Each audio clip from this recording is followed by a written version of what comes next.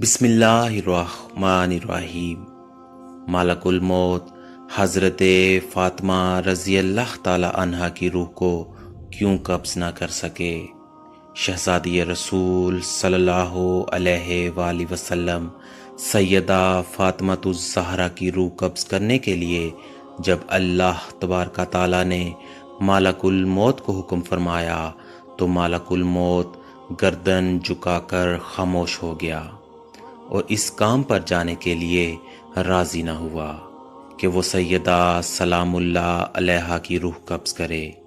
یہ احترام اس پردہ دار کا کہ جس کے سر کے بالوں کو نہ سورج نے کبھی دیکھا، نہ کبھی چاند نے دیکھا، نہ کبھی ستاروں نے دیکھا اور نہ ہی ملائکہ کی نگاہ پڑی ہے۔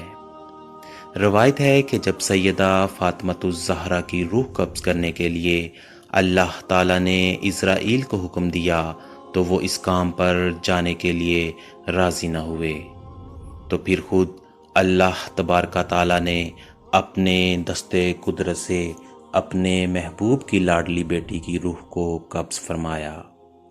حضرت سلمہ ام رافع سے روایت ہے کہ خاتون جنت نے مجھ سے کہا، امی جان مجھ کو غسل کرا دیجئے، لہٰذا میں نے پانی ڈالا اور آپ نے خوب مل کر غسل کیا، پھر اپنے نئے کپڑے طلب فرمائے اور کپڑے بدلے اور فرمایا کہ میری چارپائی مکان کے درمیان میں رکھ دی جائے۔ آپ چارپائی پر قبلہ رخ لیٹ گئیں۔ فرمایا کہ امی جان اب میں فوت ہو جاؤں گی، میں نے غسل کر لیا ہے، لہٰذا کوئی اب میرا جسم نہ کھولے۔ لہٰذا آپ کو حضرت علی نے بغیر غسل دیے دفن کر دیا۔ عبداللہ بن محمد بن عقیل کی روایت میں ہے کہ وفات سے قبل خاتون جنت نے علی کو غسل کے لیے پانی کا نظم کرنے کو کہا اور اپنا کفن منگوایا جو موٹے قسم کا سوتی کپڑا تھا۔ آپ نے اس کو پہن لیا اور خوشبو لگائی اور حضرت علی کو وصیت کی کہ وفات کے بعد ان کے جسم کو نہ کھولا جائے اور اسی طرح ان کو دفن کر دیا جائے۔ البدایہ میں خاتون جنت کی وصیت کا حاصل یہ ہے کہ انہوں نے اسماء بنت امیس اہلیہ ابو بکر صدیق کو بلوا کر وصیت کی کہ انہیں وہ حضرت علی اور سلمہ ام رافع غسل دیں اور یہ کہ رات کی تاریکی میں ان کو دفن کیا جائے۔ الغرض آپ کی وفات رمضان سن 11 ہجری سہ شنبہ کی شب 29 سال کی عمر میں ہوئی۔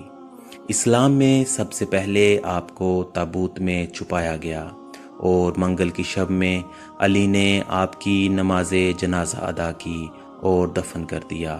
ام المومنین حضرت عائشہ سے روایت ہے کہ میں نے نبی کریم کی صاحبزادی سیدہ فاطمہ سے بڑھ کر کسی کو عادات و اطوار اور نشست و برخاست میں رسول کریم سے مشابہت رکھنے والا نہیں دیکھا۔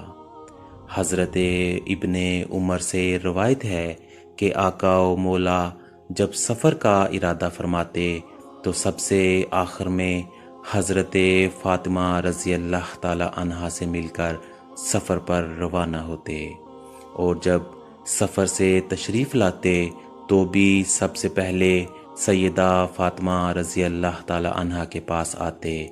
آپ سیدہ فاطمہ سے فرماتے، میرے ماں باپ تجھ پر قربان ہوں۔ حضرت مسعود بن مخرمہ سے روایت ہے کہ رسول اللہ صلی اللہ علیہ وآلہ وسلم نے فرمایا، فاطمہ میرے جسم کا ٹکڑا ہے، جس نے اسے ناراض کیا اس نے مجھے ناراض کیا۔ حضرت مسعود بن مخرمہ سے روایت ہے کہ حضرت علی نے ابو جہل کی لڑکی کے لیے نکاح کا پیغام دیا تو نبی کریم صلی اللہ علیہ وآلہ وسلم نے فرمایا، بے شک فاطمہ میرے جسم کا حصہ ہے اور مجھے یہ بات پسند نہیں کہ اسے کوئی تکلیف پہنچے۔ خدا کی قسم، اللہ کے رسول کی بیٹی اور اللہ کے دشمن کی بیٹی ایک شخص کے نکاح میں جمع نہیں ہو سکتی۔ حضرت مسعود بن مخرمہ سے روایت ہے کہ آقا و مولا نے فرمایا، بنو ہشام بن مغیرہ نے مجھ سے یہ اجازت مانگی ہے کہ وہ اپنی بیٹی کی شادی علی بن ابی طالب سے کر دیں۔ میں نے ان کو اجازت نہیں دی، میں ان کو اجازت نہیں دیتا، پھر میں ان کو اجازت نہیں دیتا۔ ہاں، اگر ابن ابی طالب چاہے تو میری بیٹی کو طلاق دے دے اور پھر ان کی بیٹی سے شادی کر لے، کیونکہ میری بیٹی میرے جسم کا حصہ ہے۔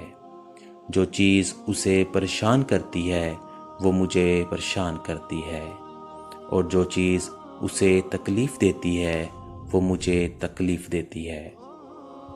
حضرت عبداللہ بن زبیر سے روایت ہے کہ رسول کریم صلی اللہ علیہ وآلہ وسلم نے فرمایا کہ فاطمہ میرے جگر کا ٹکڑا ہے، اسے تکلیف دینے والا مجھے تکلیف دیتا ہے، اور اسے مشقت میں ڈالنے والا مجھے مشقت میں ڈالتا ہے۔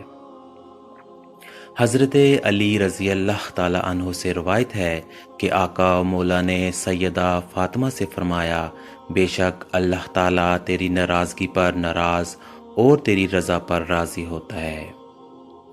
حضرت عبداللہ بن مسعود سے روایت ہے کہ آقا و مولا نے فرمایا، اللہ تعالیٰ نے مجھے حکم فرمایا ہے کہ میں فاطمہ کا نکاح علی سے کر دوں۔ حضرت انس رضی اللہ تعالی عنہ سے روایت ہے کہ نبی کریم صلی اللہ علیہ وآلہ وسلم نے سیدہ فاطمہ رضی اللہ تعالی عنہا کے لیے ان کی شادی کے موقع پر خاص دعا فرمائی، اے اللہ، میں اپنی اس بیٹی کو اور اس کی اولاد کو شیطان مردود سے تیری پناہ میں دیتا ہوں۔ حضرت بریدہ سے روایت ہے کہ سیدہ فاطمہ رضی اللہ تعالی عنہا اور سیدنا علی کی شادی کی رات حضور اکرم صلی اللہ علیہ وآلہ وسلم نے ان پر پانی چھڑکا اور فرمایا، اے اللہ، ان دونوں کے حق میں برکت دے اور ان دونوں پر برکت نازل فرما، اور ان دونوں کے لیے اور ان کی اولاد میں برکت عطا فرما۔ حضرت عمر رضی اللہ تعالی عنہ سے روایت ہے کہ رسول کریم صلی اللہ علیہ وآلہ وسلم نے فرمایا، قیامت کے دن میرے حسب و نسب کے سوا ہر سلسلہ نسب منقطع ہو جائے گا۔